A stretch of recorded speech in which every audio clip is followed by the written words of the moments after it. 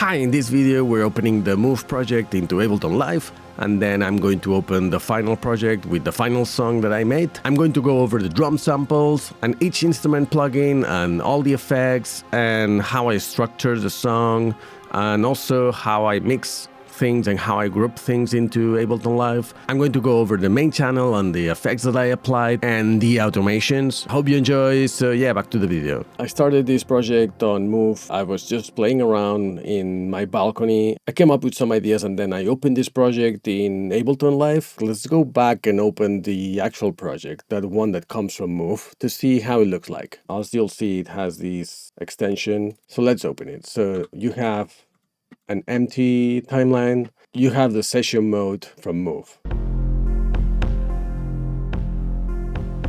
Because you only have 4 tracks, if you have an instrument that has a good range and you like how it sounds in the bass, then you can do both, like in this case.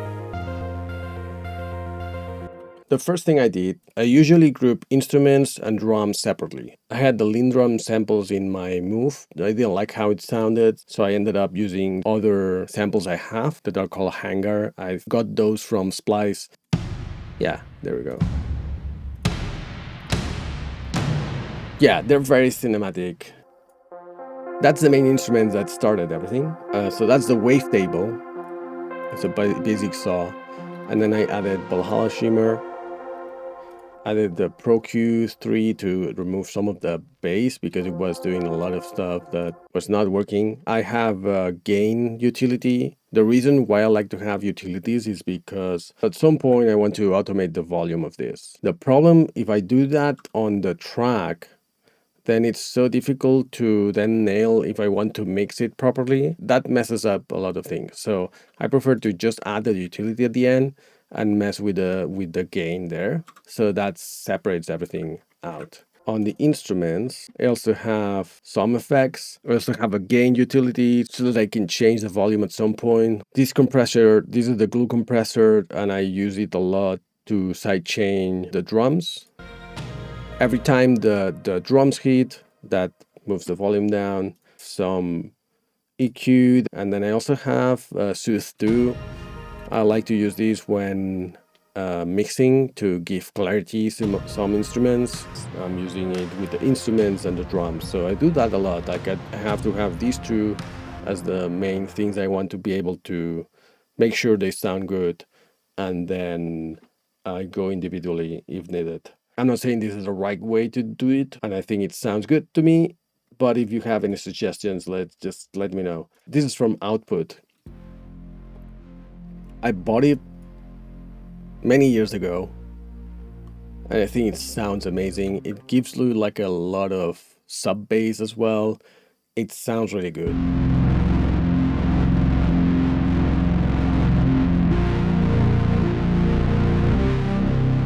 And I think that shows you how you use Move. You can use it to come up with ideas, but then you can use your preferred instruments and VSTs later in life. And then here, this is a bass I downloaded from Splice. I was using Splice for a long time and I had a lot of credits, but I wanted to stop using it. So I went crazy downloading everything I could, and I downloaded these synthwave presets, and they're really good.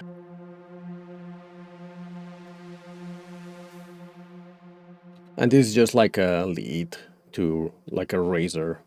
But the Valhalla Vintage Verb, there's this preset that's called Homestar Runner 2049, and we know why it's called like that. Like I really love it for pads and something cinematic. It has this long decay.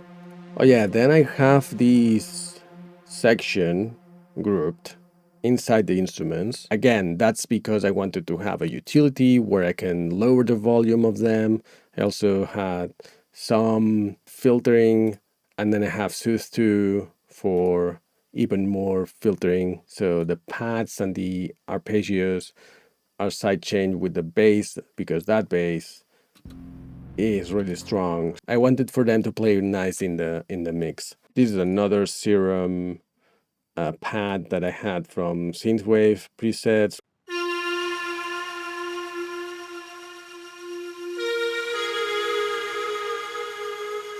At the end, I change a bit the mood and I use it like this.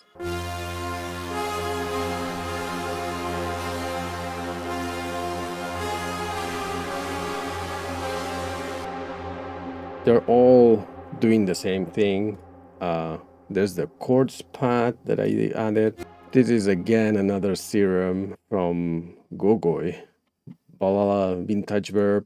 It just sounds so good. And this one, there's also this drone note. So this is without the note and this is with the note and F.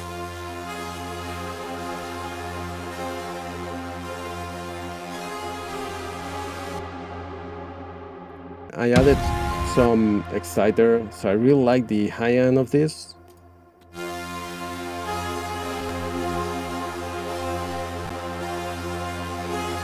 So it adds more sparkling on the high end, and I also try to smooth the low end. And then there's this repetition ARP, I called it. This is what I use at the beginning as the intro.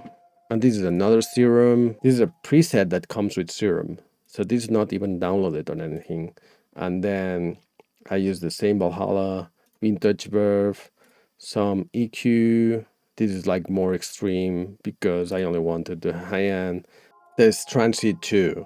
It's not sponsored, but they sent me this for free. Not only transitions, but I think you can do a lot of sound design with it, and it sounds super cool. I actually tried to find like a simple effect, and all the effects are so crazy that I ended up creating mine. Very subtle thing. I added some echo, and then this transient shift decay. This is the drum bass. This is one of those effects in life that are very handy for drums. Just put that and it's very easy to come up with some nice sounding.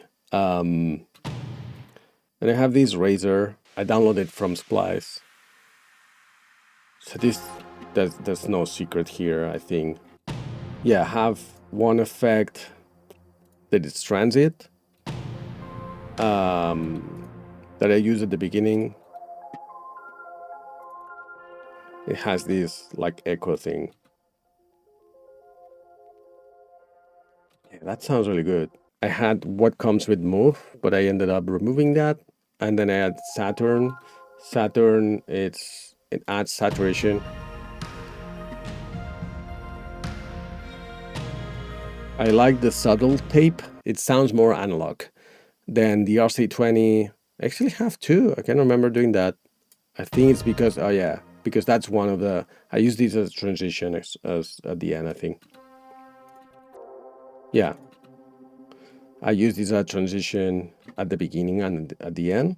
And I use these as a whole to give more like a vinyl vibe, but I don't like going crazy with this. Especially, I think for this track, it doesn't make sense to go crazy with RC20. If you don't know what RC20 is, this plugin is the classic one you use for lo-fi to make it sound really like a recording.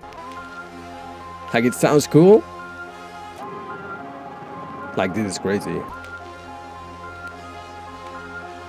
I think this track requires more like a clear sound. And this pre-Q is not doing anything. Sometimes I do that to see frequencies and stuff. Yeah, I really like about this.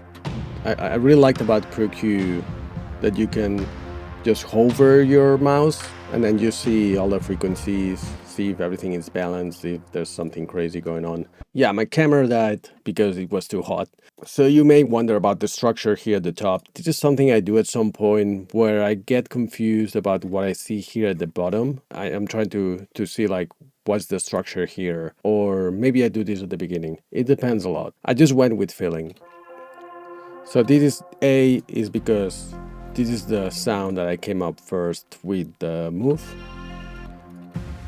And this is just like a transition to another section. And this is the second thing I came up with the Move. This.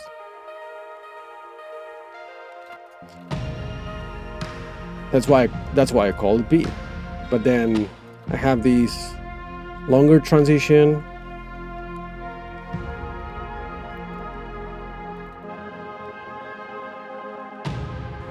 And I go back to the A. So this and this is kind of the same. This has more instruments, but it's kind of the same. And that goes higher and higher in intensity until this new section.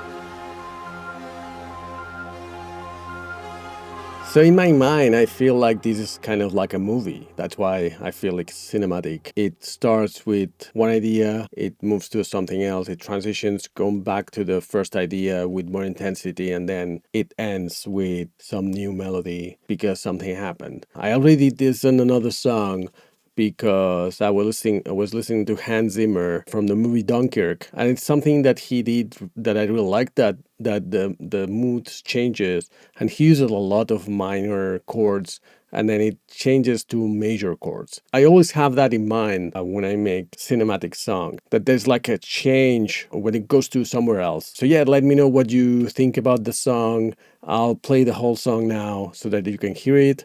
So yeah, thank you for watching and see you on the next one. And if you have any questions, please let me know in the comments. So yeah, see you.